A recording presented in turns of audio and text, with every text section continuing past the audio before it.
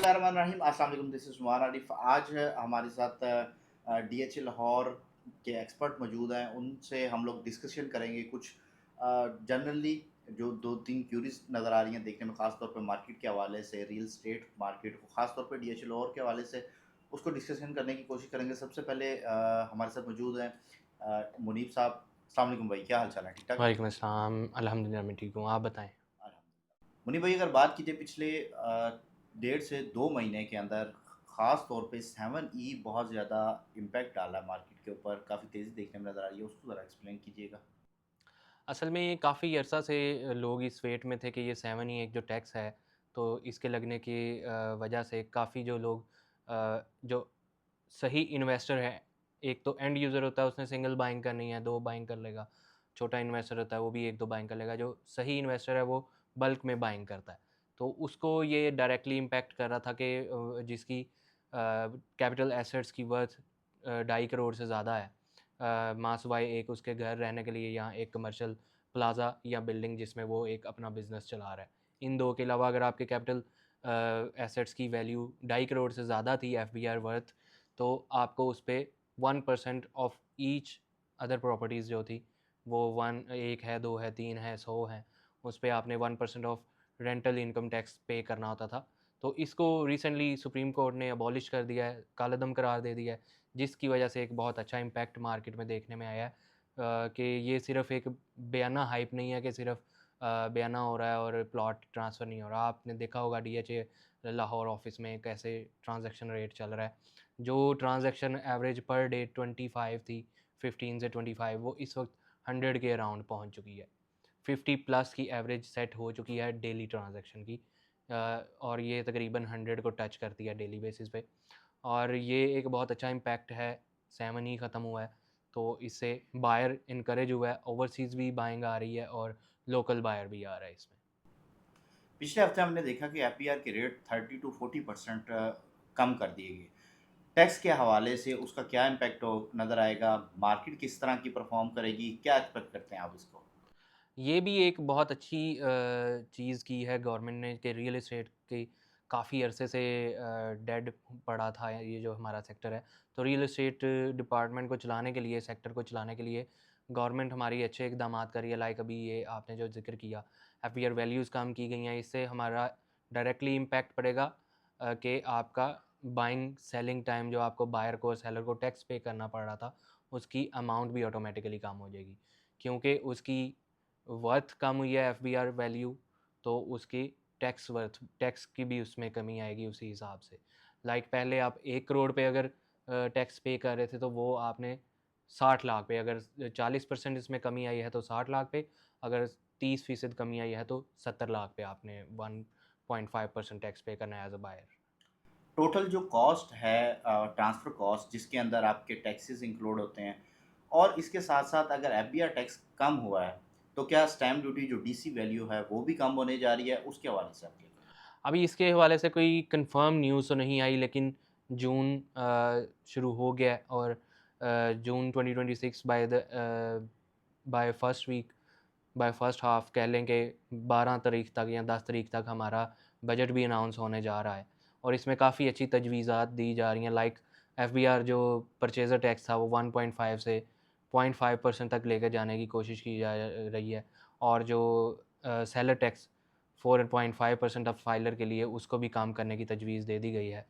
तो ये एक तो ओवरऑल आपकी बाइंग सेलिंग कॉस्ट को कम करेगा और क्योंकि एफपीआर वैल्यूज़ कम हुई हैं तो काफ़ी हद तक चांस है कि बजट के बाद इसकी डीसी वैल्यूज़ भी कम होंगी, जिससे आपका स्टैम्प ड्यूटी और जो टीटीआईपी टैक्स है उसकी भी अमाउंट कम हो जाएगी ऑटोमेटिकली और आपका ओवरऑल जो ट्रांसफ़र एक्सपेंस होगा उसमें काफ़ी अच्छा खासा फ़र्क पड़ेगा। मुनीब भाई, अभी आज की इस टाइम के ऊपर बेस्ट बाइंग आप किस फ़ेज़ में और कहाँ पे समझते हैं करनी चाहिए?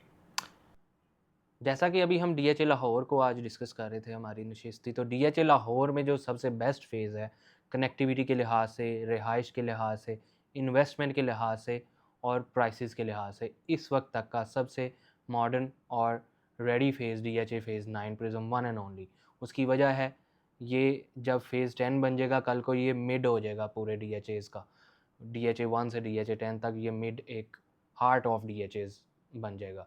एक इसकी connectivity, link Bedian road, link Hadiara drain road, DHA phase 5 M extension से इन फ्यूचर इसको बहुत जल्द इंशाल्लाह अंडरपास से कनेक्ट किया जाएगा।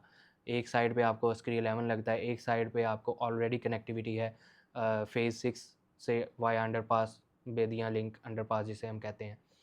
फ्यू डेज़ अगो यहाँ पर फॉरमनर सोसाइटी के साथ भी DHA का MOU साइन हो चुका है और फॉरमनाइट्स के साथ भी वाया अंडरपास इसको कनेक्ट करने जा रहे हैं। C और B ब्लॉक का अगर आप मैप देखें तो वहाँ पर एक आपको रोड मिलता है जो डायरेक्टली अंडरपास के साथ फॉरमनाइट्स के मेन बुलेवार्ड को कनेक्ट करेगा और इससे आप डायरेक्ट फ़ेज़ 5 फ़ेज़ 4 को कनेक्ट कर सकेंगे।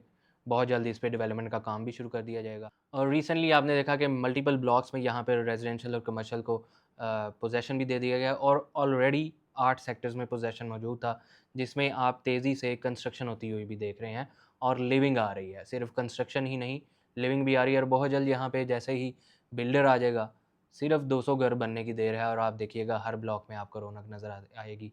Grid station about to ready है, थीम पार्क की साइड छोड़ी गई है, अपार्टमेंट्स स्क्री 11 की एक्सटेंशन यहाँ पर आ रही है, GOR 9 प्रिज्म यहाँ पर आ गया जिसमें रिहाइशें 3 आ गई हैं ऑलरेडी और बहुत जल्द और भी रिहाइशें आ रही हैं। फिर यहाँ पर आपको कमर्शियल एक्टिविटी ओवल कॉम्प्लेक्स में भी देखने को मिल रही है। ज़ोन 2 में भी 8 मरला के 2 प्लाज़ा शुरू हो गए हैं और सबसे बेस्ट इसकी कनेक्टिविटी जो कि मेन इसका गेट भी जहाँ पर बनाया गया है, मेन आशियाना इंटरचेंज रिंग रोड से जिसको आप पूरे ओवरऑल लाहौर से कनेक्टेड हैं वाया फास्ट ट्रैक रोड।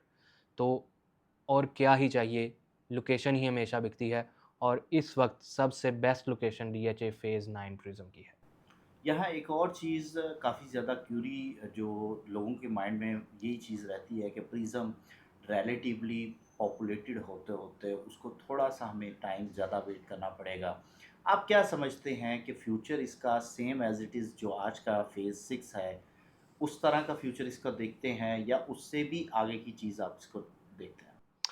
मैं कहूँगा इस वक्त अभी जो लोगों को ये पहले भी लगता था कि प्रिज़्म जंगल है और प्रिज़्म अभी बहुत टाइम लगेगा, तो वो लोग भी गलत साबित हो चुके हैं और इंशाल्लाह जो अभी इन रूमर्स को फैला रहे हैं, बस वो लोकल सोसाइटीज़ वाले, प्राइवेट सोसाइटीज़ वाले ऐसी चीज़ें करते हैं कि उनका एक बिज़नेस डाउन होता है, क्योंकि उनका काम नहीं चल रहा तो फिर कुछ ना कुछ तो करना है और ये लोग भी इंशाल्लाह गलत साबित होंगे। ये DHA फ़ेज़ 6, 7 दोनों को काटेगा इंशाल्लाह। ये बशर्ते ज़िंदगी ये हम बैठे हैं इधर ही देखेंगे। उसकी वजह क्या है? आप अभी देखें अभी सिर्फ़ चंद सेक्टर्स को पोज़ेशन मिला था और कैसे तेज़ी से घर बने हैं। G ब्लॉक में आप देख लें, F ब्लॉक में देख लें, E ब्लॉक में रेज़िडेंसी आ गई है, GOR में रेज़िडेंसी आ गई है, लिविंग स्टार्ट हुई है, Q ब्लॉक में बेतहाशा घर बन रहे हैं तेज़ी से, R में 5 मरला की काफ़ी मैसिव कंस्ट्रक्शन हो रही है। अभी तो देखें ये एंड यूज़र्स हैं।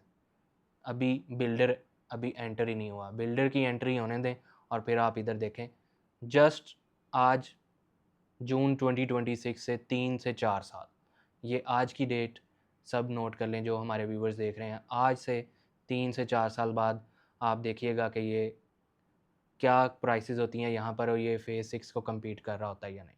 बहुत शुक्रिया मुनीब भाई। Thank you very much.